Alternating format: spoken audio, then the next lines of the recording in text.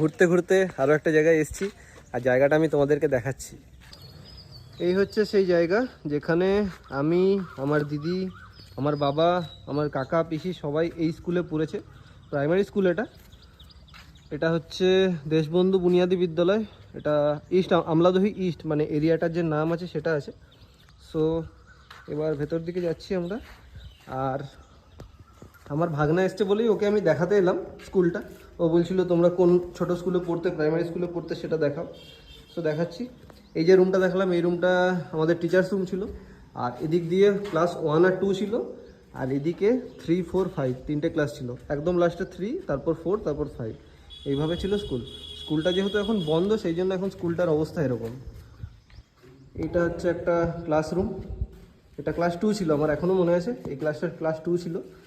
আর এটা খেলার মাঠ, এদিকে একটা মাঠ আছে আর ওইদিকে আর একটা মাঠ আছে। সো এতদিন পরে এসে পুরনো অনেক স্মৃতি মনে পড়ে গেল।